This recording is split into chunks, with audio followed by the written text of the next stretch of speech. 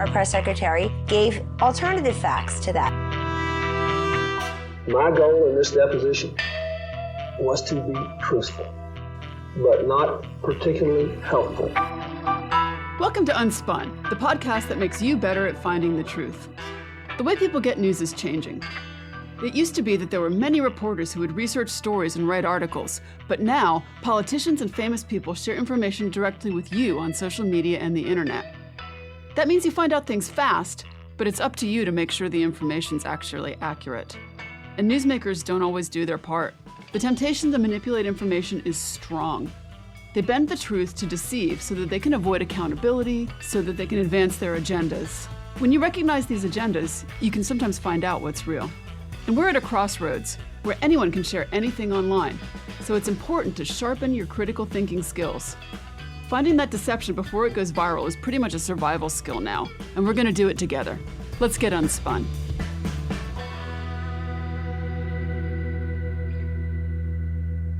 Hello, everyone, and welcome to UnSpun. What's up, Josh Fierstein here. You know, I think in the age of political correctness, we become so open-minded, our brains have literally fallen out of our head. Do you realize that Starbucks wanted to take Christ and Christmas off of their brand new cups? That's why they're just plain red. In fact, do you realize that Starbucks isn't allowed to say Merry Christmas to customers? Well, I decided instead of simply boycotting, well, why don't we just start a movement? So when I went in and I asked for my coffee, they asked for my name, and I told them my name is Merry Christmas.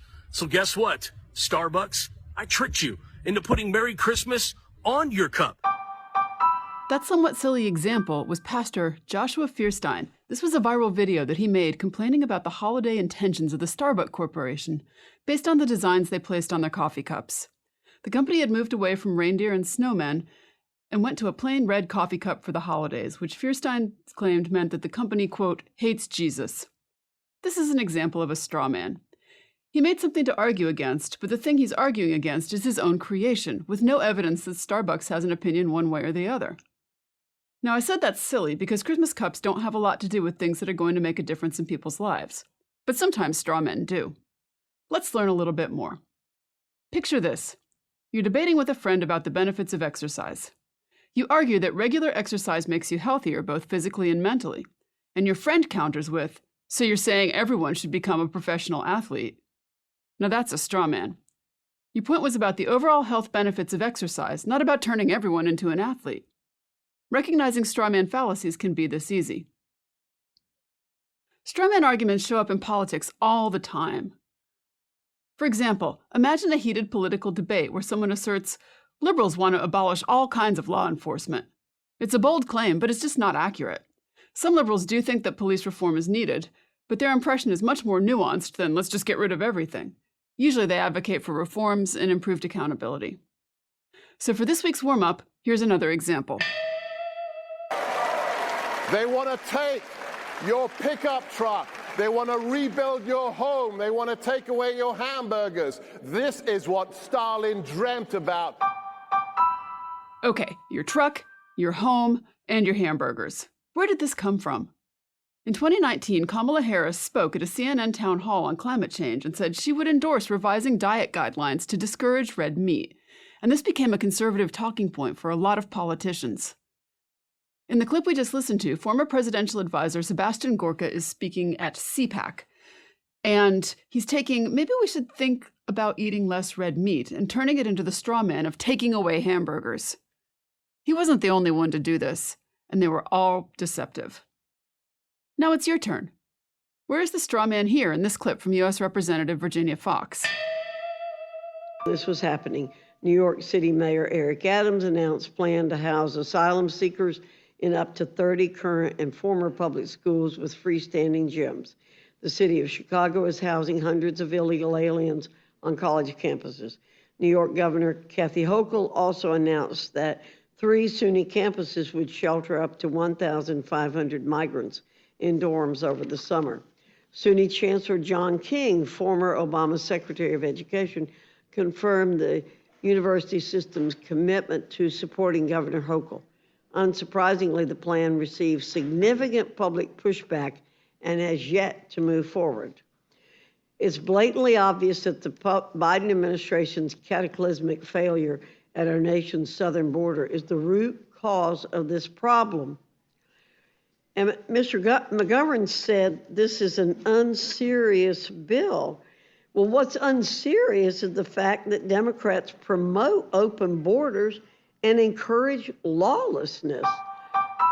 The representative goes through several examples of U.S. cities providing housing to immigrants, and then she goes on to say that Democrats are promoting open borders.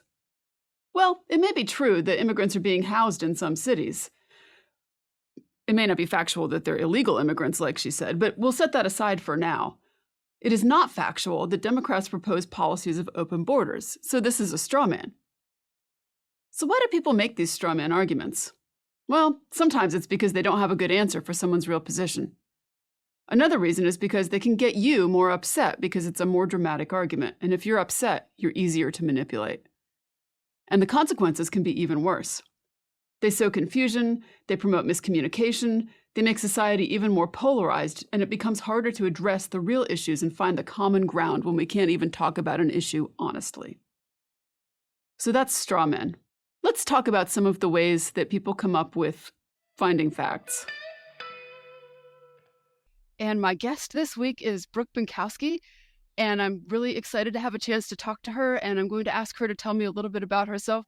All right. Hi, my name is Brooke Binkowski, and I am a counter-disinformation journalist. I guess that's what you could call me. I mean, soon to be X, maybe? I'm not really sure. I've been doing this for probably about 8 or 9 years.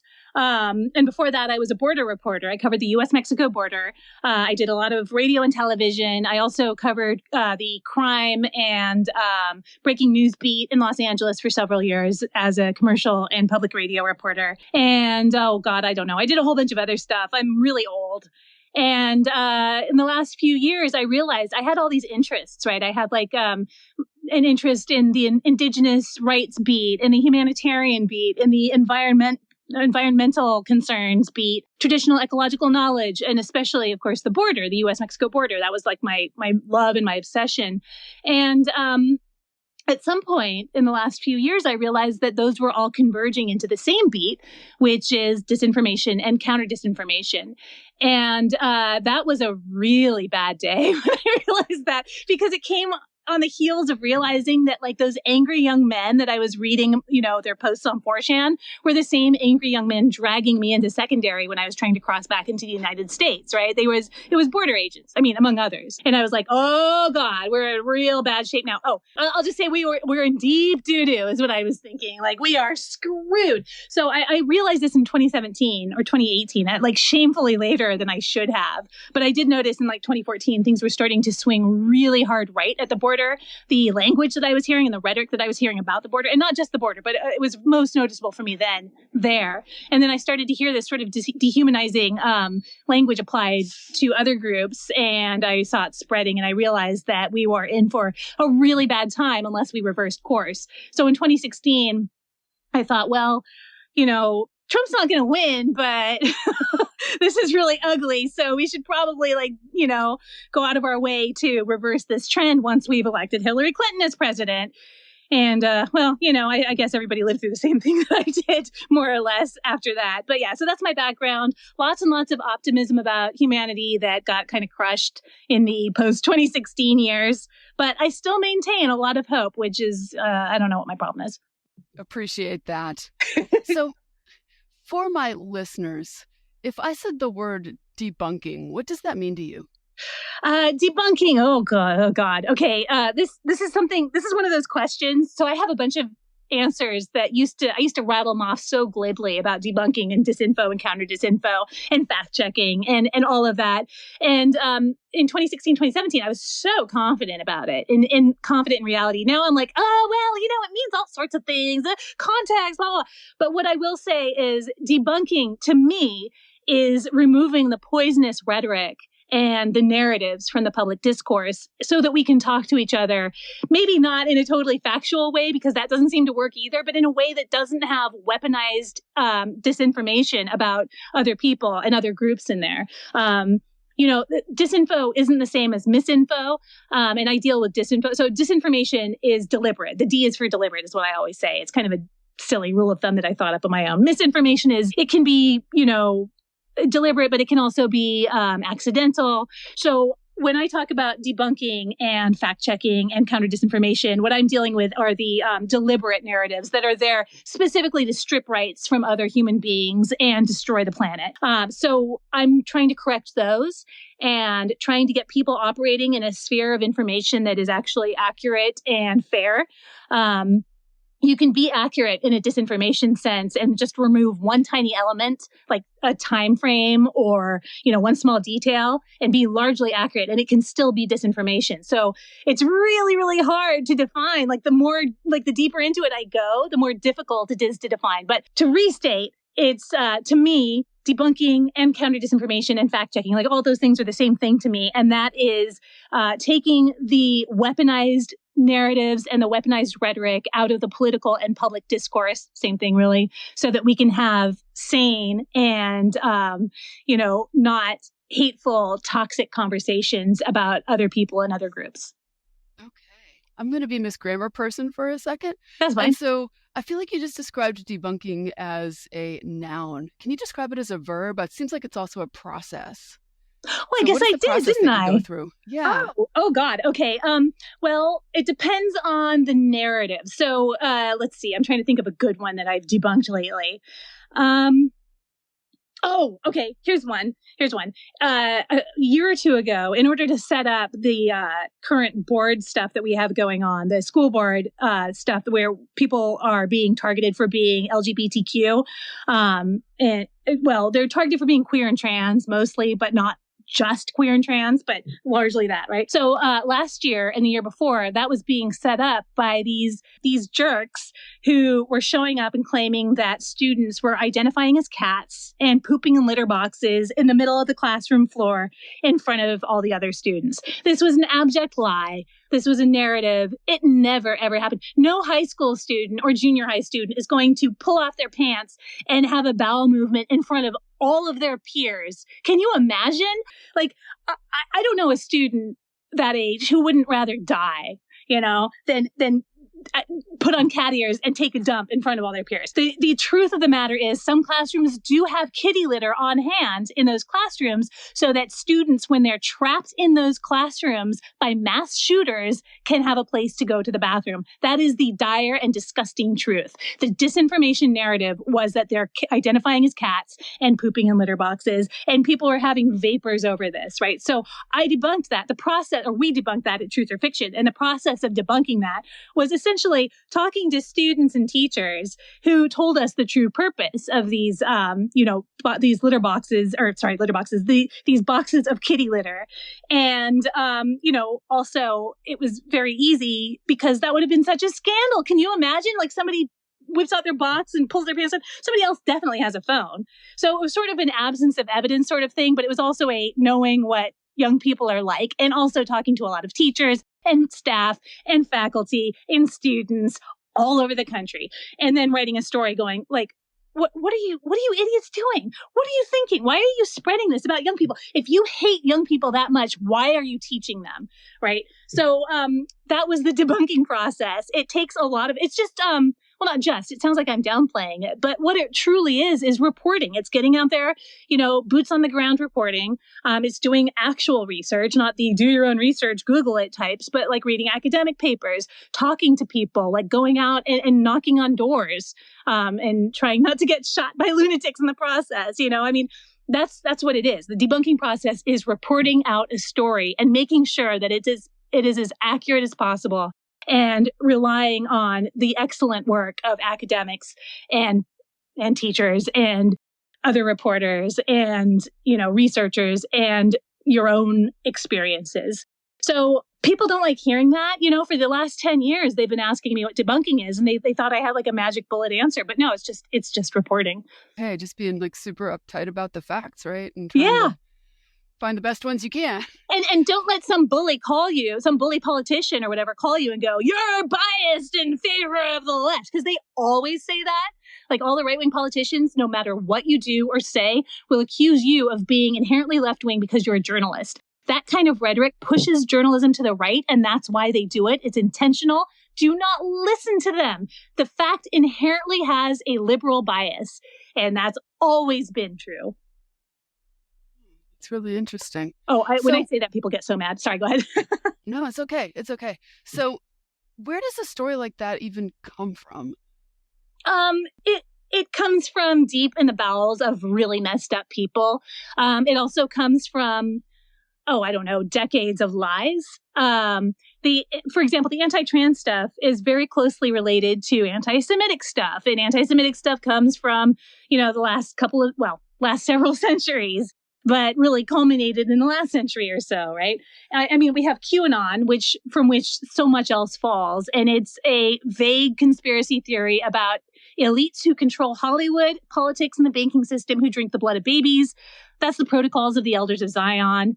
When you hear students identifying as cats and pooping in litter boxes, what that really is barely disguised anti-trans disinformation. Anti-trans disinformation always, for some reason, it always seems to go, and the Jews taught them this. And it's like, yeah, we didn't teach anybody anything. Like, this is humanity. Like, just love it or leave it, as the right wingers say. But it comes from facts that get twisted around. And this is specifically disinformation. So what I hear you saying then is that if you looked at even seemingly not related pieces of disinformation, that there is relationship kind of under the surface. Yeah. And usually it's anti-Semitism. And that part I don't really understand, except that we're just like, we have a long way to go as a society. I mean, I don't really understand why it always centers on Jewish people.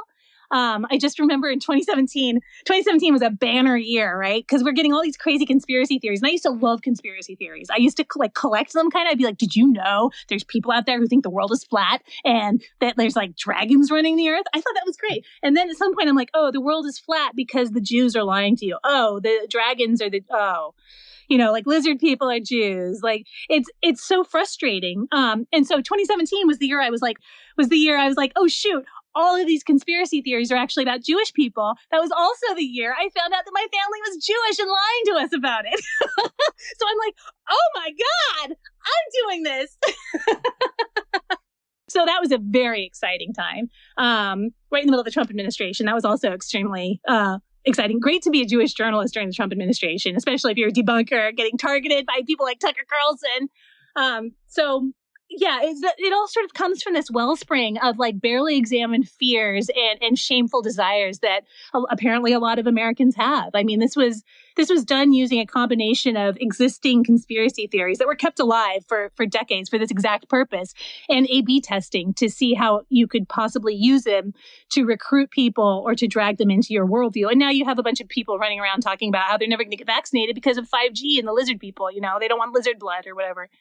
So if someone wasn't familiar with the idea of A/B testing, can you explain what you mean by that? Yes, and I have a very limited understanding of it. So if I don't understand it enough to explain it accurately, I'm sorry. But here's my understanding of it. It's online. You're presented with two choices in, whether it's a photo or a phrase or anything, and it's used by advertisers. And whatever they click on, or whatever people click on the most, or look at the most, is the one that gets used for later tests and for later advertising. So it's just a matter of winnowing down what people prefer by presenting them with two similar but not identical choices and seeing what people prefer. And just going and keeping on and doing that again and again and again and again until you refine it into QAnon. Yeah. And so you can even do that automatically, right? You can automatically give people those choices. So it's really low stakes to do that. And then you just find your disinformation that works the best. Yeah, basically, like, people do it to themselves. They click themselves into their own conspiracy theories. And that's why it's so addictive, I think, because people are writing it on their own. It's like a choose your own adventure, I mean, they've said that too in the past. They're like, it's like choose your own adventure, because it is. But yeah, I remember I saw something about Cambridge Analytica where they bragged about it, where they're like, yeah, this is how we do it. This is how it's done. And it was like all this white supremacist stuff. And I was like, oh, God, we are in so much trouble. That was in 2017, I think, 2018. 2017 was a big year for a lot of different things. God, it really was. Terrible. So here's another question for you. I want to get back to the kitty litter for a minute. Yeah. One of the things that really surprised me about that story was the places that you heard it. And in particular, like, you heard it from people giving speeches in Congress and things like that. So how does it go from like a fringe conspiracy theory to out of a senator's mouth? Well, you have to remember that a lot of these senators or these politicians, and this is true for everywhere in the world, they are pushing these narratives because they think they're going to gain something from it. It is very, very cynical. And a lot of the time, they're the ones who are promulgating them to begin with. So what they'll do is they'll push these things into these fringe sites. They won't say them publicly, but they'll be the ones originating it, because I've seen this happen. And then the fringe sites will pick up these narratives, and then the politicians will repeat them, and they'll go, you see, this is happening. It's grassroots. So it's actually coming from them, and it's coming from them so that they can enact whatever their agenda is. These are not people who are invested in maintaining a democracy. These are people who really want power, and they are seeing the power of these narratives to give them that. A lot of people used COVID and the civil unrest of 2020 and 2021 to push forth their agendas, and a lot of them got on school boards. I spent all week monitoring school board stuff because of this. And, that's why we're seeing these book bans now, and these, LGBTQ bans, and this disgusting rhetoric. And it's all been completely choreographed by these would-be politicians who have ridden it into power and are now politicians from day one, and people who are already in power, because a lot of politicians have been using this, this sort of corrupt power grabbing method for decades, not to the extent that they have been since about 2014 or so, but they have been, using it. And that's not a conspiracy theory. They've said as much themselves. Before it was something to be ashamed of, they bragged about Cambridge Analytica. I know that you've been at this for a long time, right? Doing your disinformation journalism. And it's been 84 years. Yes, back when you could get 2 Bs for $1 or whatever. Yeah. Anyway, do you think that the greater prevalence of fact checkers and debunking and those kinds of things, do you think it's having any effect at all at getting newsmakers more in line? Are things the same? Are they worse? Fact checkers and debunkers are now getting defunded everywhere. They're getting fired. They're getting run out. They're losing their funding. This has been going on since about the first of the year. They've been under economic attack, basically. So I would say, yeah, by that metric, it's totally working. I mean, it works enough that we're getting run out of the popular discourse. I'm very concerned about what's going to happen in 2024, because fact checkers just aren't going to be there next year. I mean, I'm burned out. I mean, I've cracked all 4 molars by now since 2020. Like, I literally have. I have to get like 3 more crowns, and I'm like, but we've lost our funding. We're all getting laid off by mid-October. If you talk to a lot of debunkers and counter disinformation journalists, they're all in the same boat. And so by that, yes, I would say it's very effective, and corporations and politicians know it. And I do think it moved the needle. I think that people on the whole are very aware that we are under attack, but they just don't know what to do about it. What I've been doing on the side is just offering like media coaching to people who don't generally have it, like teaching them how to write op-eds, teaching them how to find email addresses for editors so they can write letters to the editor, because letters to editors are important. Politicians read those in order to figure out what populist nonsense they're going to do that day. And if they only hear from right-wing people, which is what's happening right now because they're the only ones who are getting media coaching, then they're going to enact further right-wing policies because they're thinking that reflects a larger segment of the population than it actually does. That's being done by design. That's part of the disinformation. So I'm trying to get people who are center and left of center to write in letters to editors all over the country. That's the kind of thing I'm turning my energies to, because there's no real work left for me in the debunking field. The other thing is we are all just terribly burned out. There's only so many times that you can debunk the same story again and again and again before you just want to like put your head down and cry. So I don't, it's going to be, 2024 is going to be a real wild card. It depends on how much of our lessons the American public internalized. And it depends on whether news organizations reverse course in the next 6 months or so. I don't think they will. It's not looking great. But I really don't think, given the last 5 or 6 years, that anybody like Trump has a chance again. Of course, I said that in 2016, so what do I know? So let me ask you then. So you're a professional at this. What kind of things can just ordinary people do to get better at sort of checking the disinformation in their lives? I really, really strongly encourage everybody, like I said, Write letters to your local editors of newspapers, write op-eds, write into newsrooms, like public radio, write into politicians' offices. And I mean email, but I also mean letters, like actual letters. Make phone calls. If you don't like their coverage, if they're promoting and platforming like the far right, if they're promoting and platforming Moms for Liberty, the Proud Boys, Heritage Foundation, any of these groups or groups locally that are affiliated with white supremacists or the far right, call them. Tell them that you don't appreciate their far right bias. Tell them that you don't appreciate how they're pandering to the far right. And I mean newsrooms, but also politicians. Tell them that, it's unacceptable, that your tax dollars don't go to this. They don't stand for this. Like I said, it feels very Karen-y or Chad-like. No offense to Karens and Chads. It feels very like, let me speak to your manager. But that's what we have to use this kind of stuff for. We have to use our voices before we don't have our voices anymore. That's what democracy is like. We have right now very bad people co-opting the levers of democracy, and we can stop them now if we use our voices. That's what people can do to stop disinformation. And in order to stop, unfortunately, I've been dealing with people asking me for years now, like how they can like extract their grandma or their brother or whatever from the grip of disinformation. I don't know how. I'm sorry. That kind of deprogramming takes years. It takes a community. And even then, it's not always helpful. The problem is that these conspiracy theories aren't generally helping people, or they aren't changing people. They're more helping people voice what they felt all along, I think.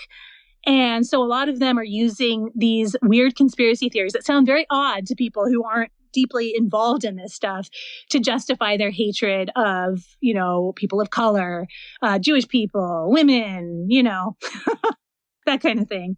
And so it is really difficult because what you're dealing with is an embedded worldview that just sounds a little bit odd because they're speaking in a specific sort of code. And so I can't really help with that. But what I can help with is stopping politicians and public figures and news organizations from echoing that sort of language that normalizes this sort of hatefulness. So there's that. And then when it comes to, this is the rule of thumb I used to give, and it's a little bit obsolete now. But what I used to say in 2016 is if you read a news story and it has an immediate emotional effect on you, like you get really angry or scared, or you don't know what to do, you feel hopeless, or like we're doomed, then check your sources because you're being manipulated.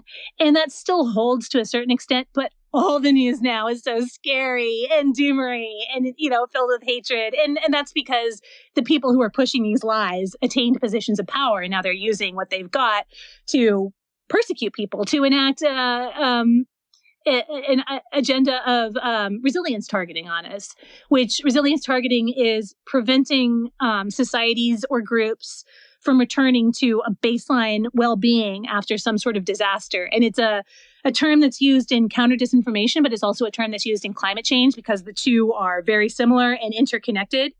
I mean, you can't recover from some sort of climate-based disaster if you have lunatics running around talking about Antifas setting fires and doing like checks of your cars in the middle of the freeway, like what happened in the Pacific Northwest during the fires in 2020.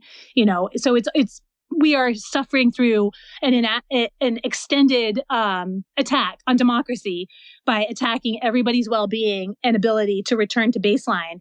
It's an attempt to exhaust us and keep us frightened and too tired to fight back. And it's called resilience targeting. And it is a part of the hybrid warfare toolkit. So it's something that people need to fight back against. But the most prevalent thing I'm seeing right now is doomerism, which is basically, the climate's going to poop the bed. We are totally screwed. There's nothing we can do about it. Nothing to be done. Biden's the same as Trump. Everybody's the same. Nobody can be trusted. That is a very reductive lie. There is always something to fight for. There is always reason to fight, even if it's just an ounce of human dignity for other people. It's worth fighting for. And so don't fall prey to doomerism. We have to push. We have to fight. We have to make sure our voices are heard. We have to go to school freaking board meetings. I went to a school board meeting this week. I don't have kids. But I went because I knew that queer students and trans students and queer and trans staffers needed the support. And so I went as part of that. Do that. Solidarity really matters, especially now. We're going to need to have solidarity with each other going forward because things are going to get real hairy, what with the climate and everything. It's not the end of the world, but, it's not the end of humanity, but it will get really bad unless we all fight together. Thanks for getting Unspun with me this week. Unspun is a production of me, Amanda Sturgill, and is a proud member of the MSW Media family of podcasts. Send me your thoughts and ideas about trickery in the news on Gmail at TheUnspunPodcast@gmail.com. I even write back. And find this episode's show notes and more information at TheUnspunPodcast.substack.com. Want to learn more and get smarter? Check out my book, Detecting Deception, Tools to Fight Fake News, which is available on Amazon or your favorite online bookseller. And until next time, stay sharp, everyone.